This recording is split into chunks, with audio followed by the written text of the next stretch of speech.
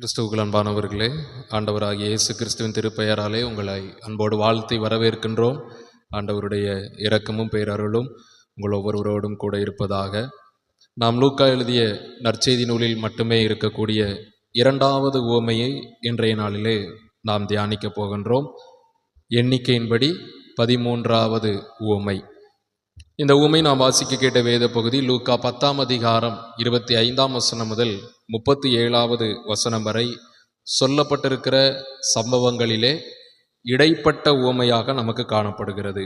உவமை எதிலிருந்து ஆரம்பிக்கிறது என்றால், லூக்கா 10ஆம் அதிகாரம் 30வது வசனத்திலிருந்து 36வது வசனம் வரை உவமை நமக்கு சொல்லப்பட்டிருக்கிறது.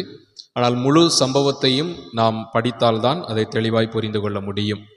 இந்த உவமை நம்ம அனைவருக்கும் மிகவும் பரிச்சயமான ஒரு உவமையும் கூட. இந்த உவமைக்கு என்ன தலைப்பு? நல்ல சமாரியன் உவமை, குட் சமாரிட்டன் பேரபிள் என்று சொல்லி, the parable of good Samaritan அப்படின்னு சொல்லி நாம் ஆங்கிலத்திலே சொல்லுவோம். நல்ல சமாரியன் உவமை. சமாரியன் என்று சொல்லிதான் வேதத்திலே சொல்லப்பட்டிருக்கிறது. நல்ல அப்படிங்கிற வார்த்தையை நாமளா என்ன செஞ்சுக்கிட்டோம்? ஆட் பண்ணிக்கிட்டோம். அது அந்த சமாரியனுடைய குணாதிசயத்தை வைத்து நாம் ஆட் பண்ணிக்கிட்டோம். அது உண்மையும் கூட. அதனால் நம்ம எக்ஸ்ட்ரா ஆட் பண்ணதுனால தப்பு அப்படின்னு சொல்லி நம்ம சொல்ல முடியாது. ஏன்னா சமாரியனுடைய குணம் என்பது வேறு. ஆனால் இந்த சமாரியன் நல்லதை வெளிப்படுத்தினதுனால, நல்லதை செய்ததனால நல்ல சமாரியன் என்று சொல்லி நாம் வைத்து கொண்டோம். இந்த உவமை எதை மையப்படுத்தி ஆண்டவர் சொன்னார் என்றால், அன்பு செலுத்துவதற்கு எல்லை இல்லை அப்படிங்கிறதை ஆண்டவர் மையப்படுத்தி தான் சொன்னார். புரியும்படியாய் சொன்னால், இன்னும் ஆழமாய் சொன்னால், மனித நேயத்தை காட்டுவதற்கு குறிப்பிட்ட எல்லை என்பது நம்முடைய வாழ்க்கையிலே இருக்கக்கூடாது. ஏன் குறிப்பிட்ட எல்லை அப்படின்னு சொல்லுகிறோம் என்றால், இன்றைக்கு நாம யாரை நேசிக்கிறோம்? நம்மை நேசிக்கிறவர்களை தான் நாம் என்ன செய்கிறோம்? நேசிக்கிறோம். நமக்கு யாரை பிடித்திருக்கிறதோ, நமக்கு யார் நல்லவங்க அப்படின்னு சொல்லி தென்படுகிறதோ, நம்முடைய கண்களுக்கு யார் சரியானவங்க அப்படின்னு சொல்லி நாம நினைக்கிறோமோ, அப்படி அந்த மனிதர்களை மட்டும்தான் நம்ம நேசிக்கிறோம். இன்னும் சொல்ல போனால், நம்முடைய வட்டாரத்துக்குள்ளே மட்டும்தான் நாம் நம்முடைய அன்பை அதிகமாக வெளிப்படுத்துகிறோம். நம்முடைய மனித நேயத்தை நாம் காண்பிக்கிறோம். நம்முடைய வட்டாரத்தை தாண்டி, நம்முடைய கிராமத்தை தாண்டி, நம்முடைய இனத்தை தாண்டி, நம்முடைய மொழியை தாண்டி, மதத்தை தாண்டி, ஜாதியை தாண்டி நாம் அன்பு செலுத்துகிறோமா? அதுதான் இந்த உவமையினுடைய மைய நோக்கம். இப்போ ஆண்டவர் என்ன சொல்லுகிறார்? எல்லையை தாண்டி நாம் நம்முடைய அன்பை மற்றவர்களுக்கு காட்ட வேண்டும், சொல்ல வேண்டும், அல்லது செய்கையின் மூலமாய் காண்பிக்க வேண்டும் என்று ஆண்டவர் நமக்கு கற்றுக் கொடுக்கிறார். இன்னும் இந்த உவமை சொல்லப்பட்டதான நோக்கம் என்னன்னா, யூதர் சமாரியர் இந்த இரு மக்களுக்கும் இடைப்பட்ட உறவை இந்த உவமை நமக்கு கற்றுக் கொடுக்கிறது. யூதர்கள், சமாரியர்கள், இந்த இரு மக்களுக்கும் இயேசு கிறிஸ்து வாழ்ந்த காலத்துல, ஏன் இப்போதும் கூட, இன்றளவும் கூட அவர்களுக்குள்ளாக காணப்படுகிற அந்த உறவு என்பது எப்படிப்பட்ட உறவாய் காணப்படுகிறது அப்படிங்கிறத இந்த உவமை நமக்கு கற்றுக் கொடுக்கிறது. இந்த உவமையில நிறைய கதாபாத்திரங்கள் வருகிறார்கள், அப்படிதானே? யாரெல்லாம் வாரா? முதல்ல யார் வாரா? முதல்ல ஆசாரியன் தான் வாரானோ? யார் சொல்றான்னு பாப்போமே. முதல்ல யார் வாரா? நியாயசாஸ்திரி. நியாயசாஸ்திரி தான் முதல் கேரக்டர். ரெண்டாவது யார் வாரா? இயேசு கிறிஸ்து. அடுத்து ஆசாரியன், லேவியன், சமாரியன். இப்படி 5 கதாபாத்திரங்கள் இருக்கிறது. இதுல நமக்கு நன்றாக தெரிந்த கதாபாத்திரம் இயேசு மட்டும்தான், அப்படிதானே? சமாரியன்னா யாரு? லேவியன்னா யாரு? ஆசாரியன்னா யாரு? நியாயசாஸ்திரினா யாரு தெரியுமா? எல்லாரும் மனுஷங்க தான் சார், அப்படியா? இல்லை, என்ன இவர்கள் யார் அப்படிங்கிறத நம்ம முதல்ல தெரிந்து கொள்ள வேண்டும். அப்பதான் இந்த உவமை நமக்கு தெளிவாய் புரியும். முதல்ல நியாயசாஸ்திரினா யாரு? நியாயசாஸ்திரி என்பது வடமொழி கலந்த தமிழ் சொல், சரியா? பொது மொழிபெயர்ப்பிலே என்ன தமிழ் மொழி பயன்படுத்தப்படுகிறது என்றால், திருச்சட்ட அறிஞர். திருச்சட்ட அறிஞர். திருச்சட்டம் என்றால் நியாயப்பிரமாணம். நியாயப்பிரமாணத்தை நன்கு கற்று தேர்ந்த ஒரு அறிஞர், அந்த நியாயப்பிரமாணத்தின்படி சரியாய் வாழ்கிறவர், அந்த நியாயப்பிரமாணத்தை மக்களுக்கு சரியாய் போதிக்கிறவர். அவர் பேர் தான் நியாய சாஸ்திரி. இந்த நியாய சாஸ்திரி அப்படிங்கிறவங்க எப்போ இருந்து வந்தாங்க அப்படின்னா, பாபிலோன் தேசத்துக்கு அடிமையாய் போன இஸ்ரவேலர்களுடைய காலத்திற்கு பிற்பாடுதான் இந்த கூட்ட மக்கள் எழும்பினார்கள். ஏன் எழும்பினாங்கன்னா, பாபிலோன் தேசத்துக்கு இஸ்ரவேல் மக்கள் அடிமையா போனதுக்கு அப்புறம் தோரா அப்படின்னு சொல்லப்படுகிற நியாய பிரமாணம் எப்படி இருக்குன்னு சொல்லியே மக்களுக்கு தெரியாது, மறந்து போனார்கள். ஆண்டவர் கொடுத்த நியாய பிரமாணத்தை மறந்து போனார்கள், அதை பாதுகாக்க மறந்து போனார்கள், அதை மக்களுக்கு போதிக்க மறந்து போனார்கள். இப்படிப்பட்ட சூழல்ல ஒரு கூட்ட மக்கள், ஒரு கூட்ட யூத ஜனம் நியாய பிரமாணத்தை எபிரேய மொழியிலிருந்து கிரேக்க மொழிக்கு மொழிபெயர்த்து அதை கற்று அறிந்து அதை மக்களுக்கு போதிப்பதற்கு எழும்பினார்கள். அப்படிப்பட்ட ஒரு கூட்டம் தான் பரிசேய கூட்டம். அந்த பரிசேய கூட்டத்துல ஒரு இயக்கத்தை சார்ந்த மக்கள் தான் இந்த நியாய சாஸ்திரிகள் அல்லது திருச்சட்டத்தின் அறிஞர்கள் என்று சொல்லி நாம் சொல்லுவோம். இவர்கள் பொதுவாக யாரிலிருந்து வந்தார்கள் அப்படின்னு சொல்லி சொல்லுவார்கள் என்றால், எஸ்ரா, வேதபாரகனாகிய எஸ்ரா பார்த்திருக்கோம் இல்லையா? எஸ்ராவின் புத்தகத்துல எஸ்ராவை குறித்து நம்ம பார்க்கிறோம். எஸ்ராவின் வழி தோன்றலாய் இவர்கள் வந்தார்கள் அப்படின்னு சொல்லி வேத வல்லுநர்கள் சொல்லுகிறார்கள். ஆனா காலப்போக்கில் இயேசு கிறிஸ்து வாழ்ந்த காலத்துல, இப்போ நான் சொன்னதெல்லாம் எப்போன்னா இயேசு கிறிஸ்துவுக்கு முன்பு ஒரு 800 வருஷத்துக்கு முன்ன நடந்தது. இயேசு கிறிஸ்துவுக்கு முன்பே 800 வருஷம். அப்ப இன்றைய காலகட்டத்தில இருந்து கிட்டத்தட்ட 3000 ஆண்டுகளுக்கு முன்பு இவங்க வந்தாங்க. அப்ப இயேசு கிறிஸ்து காலத்துல போக போக போக செல்வாக்கு மிக்கவர்கள், சமுதாயத்துல யூத அந்தஸ்து படைத்தவர்கள் பரிசேய கூட்டத்துல சேர்த்து கொள்ளப்பட்டவர்களாக வந்தார்கள். இப்படிதான் நியாய சாஸ்திரி கூட்டம் எழும்பினது. அடுத்து நம்ம யாரை குறித்து பார்க்க போகிறோம் அப்படின்னா, ஆசாரியர். சரியா? ஆசாரியர். ஆசாரியர் அப்படிங்கிறதற்கு தெளிவான தமிழ் பதம் குருவானவர் அல்லது குருக்கள் அப்படின்னு நம்ம சொல்லுவோம். நம்ம இப்போ குருவானவர் அப்படின்னு சொல்றோம் இல்லையா, அதற்கு பேர் தான் ஆசாரியர். இந்த குருக்கள் யாரிலிருந்து வந்தவங்கன்னு சொல்லி நம்ம எல்லாத்துக்கும் தெரியும், அப்படிதானே? தெரியும் சொல்லி நான் நம்புதேன். ஆசாரியர்கள் எந்த கோத்திரத்திலிருந்து வந்தாங்க? லேவி கோத்திரம். யாருடைய குடும்பம்? ஆரோனுடைய குடும்பம். சரியா? ஆரோனுடைய குடும்பம் தான் ஆசாரிய குடும்பம். லேவி கோத்திரத்துல ஆரோனுடைய குடும்பம் யாரெல்லாம் வழி தோன்றலா வாராங்களோ அவங்க மட்டும்தான் ஆசாரியர்களா இருக்க முடியும். லேவி கோத்திரத்துல மற்ற மக்கள், ஆரோன் குடும்பம் தவிர மற்ற மக்கள் லேவியர்கள். இதான் லேவியர்களுக்கும் ஆசாரியர்களுக்கும் உள்ள வித்தியாசம். சரியா? யார் ஆசாரியர்களா மாற முடியும்னா ஆரோன் மட்டும்தான், ஆரோனுடைய குடும்பத்தார் மட்டும்தான் குருக்களாக மாற முடியும். அவங்களுடைய வேலை என்னன்னா ஆசாரிய ஊழியம், ஆலயத்துல வந்து ஆராதனை செய்வது, மக்களுக்கு திருச்சட்டத்தின்படி பலிகளை செலுத்துவதற்கு உதவி செய்வது. இப்போ குற்ற நிவாரண பலி, போஜன பலி, சர்வாங்க தகன பலி, இதெல்லாம் பழைய ஏற்பாட்டில் நம்ம வாசிக்கோம் இல்லையா? இந்த பலி செலுத்துவது ஆசாரியன் தான் செலுத்த வேண்டும். மக்கள் சார்பாக இந்த குருக்கள் தான் அதை செலுத்த வேண்டும். இது இவர்களுடைய வேலை. இன்னும் சொல்ல போனால் தொழுநோயாளிகள், குஷ்டரோகிகள் உண்மையிலேயே அவங்க சுத்தமாக்கப்பட்டாங்களா, அவங்க வந்து ஆசாரியர்கிட்ட போய் என்ன செய்யணும், காமிக்கணும் அப்படின்னு சொல்லி சட்டம் நமக்கு சொல்லுகிறது, நியாயப்பிரமாணம் சொல்லுகிறது. இந்த நியாயப்பிரமாணத்தின்படி இந்த குருக்கள் தான் அதை கண்டுபிடிப்பார்கள். தொழுநோயாளிகளை பரிசோதித்து உண்மையிலேயே அவங்களிடத்துல குஷ்டரோகம் இல்லையா அப்படின்னு சொல்லி பார்த்து அவங்கள ஊருக்குள்ளாக அனுப்புவார்கள்.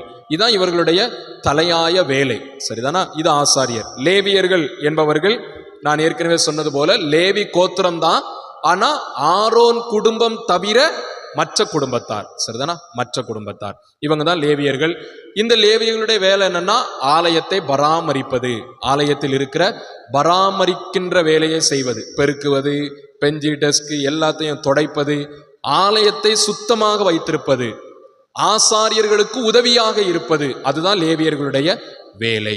சரிதானா? இதுதான் இந்த சம்பவத்திலே சொல்லப்பட்டிருக்கிற கதாபாத்திரங்கள். இன்னும் ஒரு கதாபாத்திரம் இருக்கிறது. யார் அது? சமாரியன். யார் இந்த சமாரியன்? சரி, ஒதுக்கப்பட்டவங்க. அவங்க என்ன கோத்திரம், என்ன குலம், அது தெரியுமா?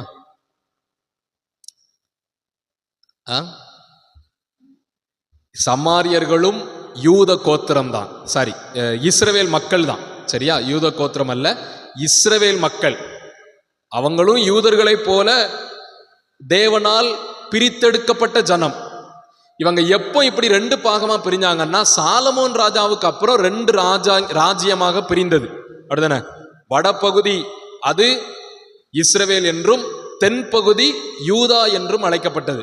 அந்த தென் பகுதியில தான் யூதா கோத்திரமும் பென்யமின் கோத்திரமும் ஒன்று சேரும். அவங்க ரெண்டு கோத்திரம் மட்டும்தான். வட பகுதியில் இருக்காங்க பாத்தீங்களா இந்த இஸ்ரவேல், மித்த 10 கோத்திரம். இந்த 10 கோத்திரம் தான் இந்த சமாரியர்கள். சரியா? உங்களுக்கு புரியும்படியா சொல்ல போனா அதுதான். ஏன் இவங்க சமாரியர்கள் அப்படின்னு அழைக்கப்பட்டாங்கன்னா, யூதா கோத்திரத்துக்கு தலைநகரம் எருசலேம், அதாவது தென் ராஜ்யத்துக்கு. வட ராஜ்யத்துக்கு தலைநகரம் சமாரியா. சரியா?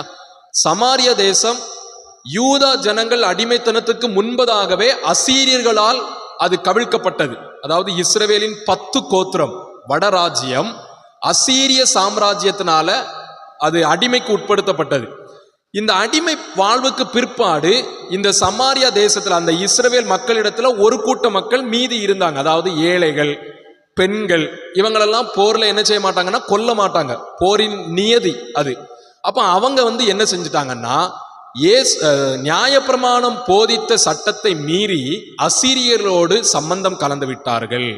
அதாவது அந்த எது சுத்தம் அப்படின்னு சொல்லி ஆண்டவர் போதித்தாரோ அந்த சுத்தத்தை அசுத்தப்படுத்தினார்கள்.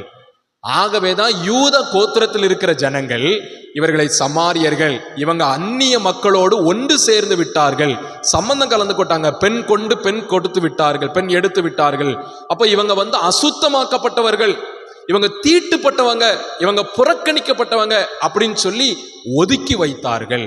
இப்படிதான் சமாரியர்கள் உருவாக்கப்பட்டார்கள். உண்மையிலேயே அவங்களும் இஸ்ரவேலர் தான். சரியா? அவங்களும் இஸ்ரவேலர் தான். யூதா ஜனங்கள், யூதர்கள் அவங்க அப்படி பார்த்ததுனால, அதாவது யூதர்கள் சுத்தத்துல ரொம்ப கவனமா இருப்பாங்க. இவங்க இவ்வாறு அவங்களை ஒதுக்கினதுனால சமாரியர்கள் என்று அவர்கள் ஒதுக்கப்பட்டார்கள். இப்படி சமாரியர்கள் தோன்றினார்கள். அதுல நிறைய வரலாறு இருக்கிறது. வரலாறு சொன்னால் அதிக நேரமாகும். ஒரு 2 காரியங்களை மட்டும் நான் உங்கள் முன்பதாக வைக்கிறேன். கிமு 333 ஆண்டிலே, கிறிஸ்துவுக்கு முன் 333 ஆண்டில மாவீரன் அலெக்சாண்டர், வரலாற்றில் நம்ம எல்லாருக்கும் தெரியும், இந்த உலகத்தையே தன் பக்கமாக இழுத்த அலெக்சாண்டர், படையெடுத்து வென்றவன். இந்த அலெக்சாண்டருடைய காலத்துல சமாரியர்கள் என்ன பண்ணிட்டாங்க அப்படின்னா, சமாரிய அந்த இஸ்ரவேல் மக்களிடத்திலே மனாசே அப்படின்னு சொல்லப்படுகிற ஒரு தலைவன் எழும்பினான். மனாசே அப்படின்னு சொல்லப்படுகிற ஒரு தலைவன் அவன் என்ன செஞ்சிட்டான் அப்படின்னா, கெர்சீம் அப்படின்னு சொல்லப்படுகிற ஒரு மலையில ஒரு ஆலயம் போல ஒன்றை உண்டு பண்ணி அதுல லேவியர்களை நியமித்து, நீங்க இந்த ஆலயத்துல எப்போதும் தங்கி நீங்க எங்களுக்கு ஊழியம் செய்யணும் அப்படின்னு சொல்லி அவன் போதித்ததுனால, ஒரு பக்கம் யூத ஜனங்கள் எருசலேம் தான் தேவாலயம் அப்படின்னு சொல்லி இருக்கிறாங்க, இன்னொரு பக்கம் இந்த சமாரியர்கள் கெர்சீம் மலையில தங்களுக்கென்று ஒரு கோவிலை உண்டு பண்ணி அங்கு விக்கிரகங்கள், இன்னுமாக அசூசியான காரியங்கள், இந்த லேவியர்கள் எல்லாம் மற்ற இன மக்களையும் திருமணம் செய்து கொள்ளலாம் அப்படின்னு சொல்லி தவறான போதனையை கொடுத்து இப்படி நிறைய தீங்கான காரியங்கள் வரலாற்றிலே நடந்து போனது. ஆகையினாலதான் யூதர்கள் சமாரியர்களை புறம்பை ஒதுக்கி வைத்தார்கள். இந்த யூதர்கள் என்ன சொல்லுவாங்க தெரியுமா? சமாரியர்களிடத்தில் இருந்து ஒரு சின்ன அப்பத்துண்டு நம்ம வாங்கினாலும் அது பன்றி இறைச்சியை காட்டிலும் அதிக தீட்டானதாம். யூதர்கள் அந்த அளவுக்கு சமாரியர்களை ஒதுக்குனாங்க. சமாரியன்ட்ட இருந்து தாகத்துக்கு ஒரு சொட்டு தண்ணீர் கிடைச்சாலும், அல்லது பசிக்கு ஒரு சின்ன துணுக்கு சோறு கிடைச்சாலும், இல்லைன்னா அப்பம் கிடைச்சாலும் அதை நம்ம சாப்பிட்டோம்னு சொன்னா, யூதர்கள் சாப்பிட்டாங்கன்னு சொன்னா பன்றி இறைச்சியை காட்டிலும் அதிக தீட்டானது. அந்த அளவுக்கு சமாரியர்களை ஒதுக்கினார்கள். போர்லாம் நடந்தது. இயேசு கிறிஸ்து வாழ்ந்த காலத்துல சமாரியர்களுக்கும் யூதர்களுக்கும் உச்சக்கட்ட போர் நடந்து கொண்டிருந்த சூழ்நிலை, உச்சக்கட்ட சண்டை. யாருமே சமாரியா வழியாக யூதர்கள் எருசலேமுக்கு போவதற்கு அனுமதி கிடையாது. நீங்க மேப்ல பாத்தீங்கன்னா கலிலேய பகுதி மேல இருக்கும், எருசலேம் கீழே இருக்கும், இடையில சமாரியா இருக்கும். கலிலேய பகுதியில் இருக்கிற யூதர்கள் எருசலேமுக்கு வரணும்னா சமாரியா வழியா வந்துதான் வரணும். அது அப்படி வரலன்னா சுத்தி வரணும். இந்த சமாரியர்கள் என்ன பண்ணிட்டாங்கன்னா, யூதர்கள் எங்களுக்கு அருவருப்பானவர்கள், அவங்க இப்படி சொல்ல, யூதர்கள் சமாரியர்களை பார்த்து நீங்க எங்களுக்கு அருவருப்பானவர்கள் சொல்ல, சண்டை பெருகி அவங்களுக்குள்ளாக போக்குவரத்து எந்த காரியமும் கிடையாது இயேசு கிறிஸ்து வாழ்ந்த காலத்துல. இதை பார்த்த இயேசு கிறிஸ்து சமாரியர்களை யூதர்கள் இந்த அளவுக்கு மட்டம் தட்டி பேசுகிறாங்களே அப்படின்னு சொல்லிதான் சமாரியனை மையப்படுத்தி இந்த உவமையை ஆண்டவர் போதிக்கிறார். இந்த உவமையில ஹீரோ யாரு? இந்த உவமையில ஹீரோ யாரு? சமாரியன் தான் ஹீரோ. அவன் தான் ஹெல்ப் பண்ணா. யோசிச்சு பாருங்க, ஒரு யூதன் மத்தியில மிக பெரிய சண்டையே நடக்கு.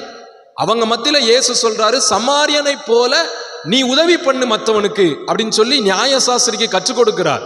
உனக்கு பிறன் என்பவன் அவன்தான் அப்படின்னு சொல்லி கற்றுக் கொடுக்கிறார். எந்த அளவுக்கு ஆண்டவர் தைரியமாய் மனித நேயத்தை போதிக்கிறார் பாருங்கள். இது மட்டும் கிடையாது, நம்ம நேற்று தினத்துல பார்த்த உவமையும் கூட அந்த சமாரியர்கள் யூதர்கள் பிரச்சனையே சம்பந்தப்பட்ட உவமை. இப்படி இயேசு கிறிஸ்து மனித நேயத்தை முக்கியத்துவப்படுத்தினார். இதுதான் இந்த கதாபாத்திரங்களினுடைய வரலாறு. இப்ப இந்த உவமையிலிருந்து நாம கற்றுக்கொள்ளுகிற 3 காரியங்களை நான் வேகமாக உங்கள் முன்பதாக வைக்க விரும்புகிறேன். முதல் காரியம் என்னன்னா, நான் ஏற்கனவே சொன்னது போல எல்லையை கடந்து நாம் உதவி செய்ய அழைக்கப்பட்டிருக்கிறோம். எல்லையை கடந்து உதவி செய்ய வேண்டும். லூக்கா 10ஆம் அதிகாரம் 33வது மற்றும் 34வது வசனம், இந்த 2 வசனங்களை நீங்க வாசித்து பார்த்தீங்கன்னா, சமாரியன் என்பவன் யூதர்களுக்கு அப்பாற்பட்டவன், குற்றுயிராய் விடப்பட்ட மனிதன். ஒருவேளை யூதனாக இருக்கலாம், அவன் யூதன் என்று வேதம் நமக்கு சொல்லவில்லை. எப்படி சொல்லுகிறது பாருங்க, ஒரு மனுஷன் எருசலேமில் இருந்து எரிகோவுக்கு போகையில் அப்படின்னு சொல்லி 30வது வசனம் சொல்லுகிறது. அப்ப அந்த ஒரு மனுஷன் அப்படிங்கிறவன் எருசலேம்ல இருந்து எரிகோவுக்கு போறதுனால ஒருவேளை அவன் யூதனாய் இருந்து எருசலேம் தேவாலயத்துக்கு வந்துவிட்டு பிறகு தன் சொந்த ஊருக்கு அவன் என்ன செய்திருக்கலாம், போய்கொண்டிருக்கலாம். ஆகவே வேத வல்லுநர்கள் என்ன சொல்றாங்கன்னா, கண்டிப்பா அவன் யூதனாகத்தான் இருக்க வேண்டும் அப்படின்னு சொல்றாங்க. அப்ப பாருங்க, ஒரு யூதனுக்கு சமாரியன் உதவி பண்ணுகிறான். ஒரு யூதனுக்கு சமாரியன் கையினால தொட்டு உதவி பண்ணுகிறான். அந்த வசனத்தை லூக்கா எவ்வளவு அழகாக எழுதுகிறார் பாருங்கள். லூக்கா நற்செய்தியாளர் ஒரு மிகச்சிறந்த எழுத்தாளர். எப்படி எழுதுகிறார் பாருங்க. 34வது வசனம், முதல்ல கிட்ட வந்து, வெறுமனே அவனை தூக்கிட்டு போய் காயத்தை கட்டி சத்திரத்துல கொண்டு போய் விட்டான் அப்படின்னு சொல்லி என்ன செஞ்சிருக்கலாம், முடிச்சிருக்கலாம். ஒவ்வொரு வசனத்தைய வார்த்தையா தெளிவா எழுதுகிறார். கிட்ட வந்து அவன் காயங்களில் எண்ணெயும் திராட்சரசமும் வாய்த்து. எண்ணெய் திராட்சரசம் காயப்பட்ட அந்த புண்ணுக்கு மிகச்சிறந்த மருந்து, மிகச்சிறந்த மருந்து. சரியா? இப்ப நம்ம ரத்தம் வந்த உடனே கிராமத்துல என்ன செய்வாங்க, காப்பித்தூள் வைப்பாங்க. மொரிகுலை எடுத்து கசக்கி என்ன செய்வாங்க, வைப்பாங்க. இதெல்லாம் மிகச்சிறந்த. அதே போலதான் அந்த நாட்டுல எண்ணெய் திராட்சரசம் மிகச்சிறந்த மருந்து. ஆகவேதான் அந்த சமாரியன் இதை செய்கிறான். அடுத்து என்ன செய்கிறான் பாருங்க, அவனை காயங்களை கட்டி அவனை தன் சுய வாகனத்தின் மேல் ஏற்றி. யூதர்கள் சமாரியனை தொடவே மாட்டாங்க, ஆனா சமாரியன் வந்த சுய வாகனத்தின் மேல ஏற்றி அவன் கொண்டு போய் விடுறான். அந்த அளவுக்கு இந்த இடத்துல ஆண்டவர் எதை போதிக்கிறார் என்றால், நாம பண்ணுகிற உதவி என்பது இந்த குறிப்பிட்ட நபருக்கு, இந்த குறிப்பிட்ட இன மக்களுக்கு, அல்லனா இந்த குறிப்பிட்ட குடும்பத்துக்கு, இந்த குறிப்பிட்ட மதம் சார்ந்த மக்களுக்கு அப்படின்னு சொல்லி நாம உதவி செய்யக்கூடாது. அது கிறிஸ்தவம் அல்ல. கிறிஸ்தவர்களுக்கு உதவி செய்வது மட்டும் ஆண்டவர் போதிக்கவில்லை. அவர் என்ன சொல்லுகிறார், எல்லோருக்கும் உதவி செய்யுங்கள். இனம், மொழி, மதம், ஜாதி எல்லாம் கடந்து தேவை உள்ளோருக்கு உதவி செய்யுங்கள். ஒரு மனுஷன் சகோதர சமயத்துல ஒரு குடும்பம் ரொம்ப தாழ்ந்த ஒரு குடும்பமாய், ஒரு குடும்பத்துல கஞ்சிக்கே வழி இல்லாம இருக்காங்களா, நம்மளால இயன்றளவு அவங்களுக்கு என்ன செய்யணும், உதவி செய்ய வேண்டும். அதுதான் இந்த உவமையில அந்த யூதனுக்கு ஆண்டவர் போதிக்கிறார். எப்பா, யூதனாக இருக்கிற நீ சமாரியனை தொடக்கூட மாட்டேங்க, ஆனா பாரு சமாரியன் தான் உனக்கு ஹெல்ப் பண்றான். அப்ப அவன் தான் உனக்கு அடுத்தவன். இதுல இருந்து எது புரிகிறது என்றால், நீ உதவி செய்வதற்கு எல்லை தடை கிடையாது. யாருக்கு வேண்டுமானாலும் நீ உதவி செய்யலாம். அதைத்தான் ஆண்டவர் இந்த இடத்துல போதிக்கிறார். 2வது இந்த உவமையில நாம கற்றுக்கொள்ளுகிற காரியம், உண்மையான ஆவிக்குரிய வாழ்க்கை என்பது மதம் அல்ல, மனித நேயம். திரும்பவும் சொல்லுகிறேன், உண்மையான ஆன்மீகம் அல்லது ஆவிக்குரிய வாழ்க்கை என்பது மதம் அல்ல, மனித நேயம். இன்னைக்கு நாம என்ன நினைக்கிறோம் தெரியுமா, நான் ஆவிக்குரியவன், நான் ஆவிக்குரியவள் அப்படின்னு நாம நினைச்சுக்கிட்டு, நான் டெய்லி ஜெபம் பண்றேன், டெய்லி கோயிலுக்கு வரேன், டெய்லி பைபிள் வாசிக்கேன், நான் கிறிஸ்தவங்கிட்ட மட்டும்தான் நான் பேசுறேன், நான் மற்றவங்கிட்ட பேசும்போது பைபிளை குறித்து தான் பேசுறேன், நல்லது, இது தப்பு கிடையாது, இது நல்லது, இது வேண்டும், இது உண்மை. ஆனா இது மட்டும் ஆவிக்குரிய வாழ்க்கை அல்ல. நாம நினைக்கிறோம் அது மட்டும் ஆவிக்குரிய வாழ்க்கைன்னு சொல்லி. அந்நிய பாஷை பேசினா போதும், தீர்க்க தரிசன வரம் கிடைச்சா போதும், மற்றவங்களுக்கு நம்ம ஜெபம் பண்ணி நம் மூலமா ஆண்டவருடைய ஒரு காரியங்களை ஆவிக்குரிய வரங்களை பெற்றுக்கொண்டு நாம செய்து விட்டால் போதும், ஆவிக்குரிய வாழ்க்கை முடிந்து விட்டது. இல்லை, ஆவிக்குரிய வாழ்க்கை என்பது பக்கத்து வீட்டுல யார் இருந்தாலும் சரி, நம்ம பக்கத்துல யார் இருந்தாலும் சரி, தேவையோடு இருக்காங்களா அவங்களுக்கு உதவி செய்வது, அவங்களுக்கு உதவி செய்வது. நல்லா கோயிலுக்கு வரோம், நல்லா ஆண்டவரை தேடுறோம், வீட்டுல கிடக்க மாமியாருக்கு சோறு கொடுக்க மாட்டேங்கும். நல்லா ஆண்டவரை தேடுகிறோம், நல்லா ஜெபம் பண்றோம், சொந்த புருஷனுக்கு சோறு கொடுக்க மாட்டேங்கும். இது என்ன ஆவிக்குரிய வாழ்க்கை? யோசித்து பாருங்க. அதைத்தான் ஆண்டவர் இந்த இடத்துல நமக்கு போதிக்கிறார். அதைத்தான் அந்த யூதனுக்கு போதிக்கிறார். எப்பா, நீ திருச்சட்டத்தை நல்லா கடைபிடிக்க, உன்னை சட்டத்தின்படி குற்றம் சாட்ட முடியாது, உண்மைதான். ஆனா உன் பக்கத்துல சமாரியன் தாழ்த்தப்பட்டு போய் கிடக்கான, அவனுக்கு உதவி செய்ய உன்னால முடியலையே, அப்போ நீ திருச்சட்டத்தை பின்பற்றி என்ன பயன்? என்ன பயன்? அதை தான் ஆண்டவர் நமக்கும் கற்றுக் கொடுக்கிறார். நாம நல்ல ஜெபம் பண்ணுவதற்கு வருகிறோம், ஆலயத்திற்கு வருகிறோம், வீட்டிலே பட்டினியோடு இருக்கிறவர்களுக்கு சாப்பாடு கொடுப்பதற்கு மனது வர மாட்டேங்கி. கேட்டா நான் சண்டை, நான் பேச மாட்டேன், என்னை அவங்க அப்படி சொல்லிட்டாங்க இப்படி சொல்லிட்டாங்க. இருக்கட்டும் இருக்கட்டும், ஆண்டவர் அப்படி நமக்கு போதிக்கலைங்க. நம்மளை எதிர்த்தவங்களுக்கும் ஒரு சொட்டு தண்ணி நீ குடு அப்படின்னு சொல்லி தான் ஆண்டவர் போதிக்கிறார். ரோமர் 12ஆம் அதிகாரம் கடைசி வசனங்கள்ல வாசித்து பாருங்க. நீதிமொழிகள்லையும் ஞானி சொல்லுவார், சத்துருவுக்கு நீ உதவி செய்யும் போது அவன் தலையில நீ அக்கினிய குவிக்கிற அப்படின்னு சொல்லி ஆண்டவர் அங்கு பவுல் மூலமாக தெளிவாக போதிப்பார். இப்ப எனக்கன்பானவர்களே, இப்போ உண்மையான ஆவிக்குரிய வாழ்க்கை என்பது மனிதநேயம். மனிதநேயம், அந்த மனிதநேயம் நமக்குள்ள இல்லைன்னா நம்ம ஆவிக்குரிய மனுஷங்களே கிடையாது. கடைசியாக ஒன்றை சொல்லி முடிக்கிறேன். இந்த உவமை நமக்கு கற்றுக் கொடுக்கிற காரியம், உண்மையான ஒரு கிறிஸ்தவம் என்பது எல்லையை தாண்டி காயத்தை ஆற்றுகிற ஒரு திருப்பணி. எல்லையை தாண்டி காயத்தை ஆற்றுகிற திருப்பணி. இன்றைக்கு நாம் திருச்சபையாக ஊழியம் செய்கிறோம். இந்த ஊர்ல அடைமிதிப்பான்குளம் CSI கிறிஸ்து ஆலயம் இருக்கிறது அப்படின்னு சொன்னா, இந்த ஊர்ல இருக்கிற எல்லா மக்களுக்கும் இந்த ஆலயத்தின் மூலமாக நன்மை போய் சேர வேண்டும், காயப்பட்ட மக்களுக்கு குணம் உண்டாக வேண்டும், தேவை உள்ள மக்களுக்கு தேவைகள் சந்திக்கப்பட வேண்டும். அதற்கு தான் திருச்சபை. திருச்சபை என்பது திருச்சபையில் இருக்கிற அங்கத்தினர்களுக்கு மட்டும் போதிப்பது அல்ல, போஷிப்பது அல்ல. திருச்சபை என்பது எல்லா மக்களுக்கும், எல்லையை தாண்டி உண்மையிலேயே காயப்பட்டு ஒரு மனிதங்க கிடக்காங்கன்னா அவங்களுக்கு நாம உதவி செய்ய வேண்டும், அவங்களுக்கு நம்மளால இயன்றதை நம்ம செய்ய வேண்டும். அதுதான் இங்கு ஆண்டவர் நமக்கு போதிக்கின்ற காரியம். ஆகவே எனக்கன்பானவர்களே, இந்த நல்ல சமாரியன் உவமை எல்லோருக்கும் பிடித்த உவமை, எல்லோருக்கும் தெரிந்த உவமை. ஆனா இது போதிக்கிற கருத்து உண்மையான மனிதநேயம், உண்மையான ஆவிக்குரிய வாழ்க்கை. அதை நாம் கடைபிடித்து வாழ்வோம் என்றால் நிச்சயமாக பரலோக ராஜ்யம் நமக்கு உண்டு. அதை தான் நியாய சாஸ்திரிக்கு ஆண்டவர் சொல்லுகிறார். நியாய சாஸ்திரி கேட்ட கேள்விக்கு பதிலாக ஆண்டவர் சொல்லுகிற காரியம் அதுதான். நித்திய ஜீவனை சுதந்திரிக்கிறதற்கு நான் என்ன செய்யணும் அப்படின்னு சொல்லி கேட்ட உடனே ஆண்டவர் சொல்றாரு, இந்த உவமையை சொல்லிட்டு நீயும் போய் அந்தபடியே செய். நீ மற்றவங்களுக்கு உதவி பண்ணுனா, தேவையுள்ள மக்களுக்கு நீ உதவி பண்ணா, பாரபட்சம் பார்க்காம நீ உதவி பண்ணா, உனக்கு பரலோகம் நிச்சயம்பா அப்படின்னு சொல்லி ஆண்டவர் சொல்லுகிறார். நமக்கும் ஆண்டவர் இன்றைக்கு அதைத்தான் கற்றுக் கொடுக்கிறார். திருச்சபையாக கிறிஸ்தவ குடும்பமாக வாழ்கின்ற நீங்களும் நானும் தேவையுள்ள மக்களுக்கு உதவி செய்வோம். ஆவிக்குரிய வாழ்க்கை என்பது மனிதநேயத்தை காட்டுவதுதான் ஆவிக்குரிய வாழ்க்கை என்பதை நினைவில் கொண்டு அதன்படி வாழ்வோம். கர்த்தர் அப்படிப்பட்ட கிருபைகளை நமக்கு தந்து நித்திய ராஜ்யத்தையும் நமக்கு தந்து நம்மை ஆசீர்வதிப்பாராக. ஆமேன்.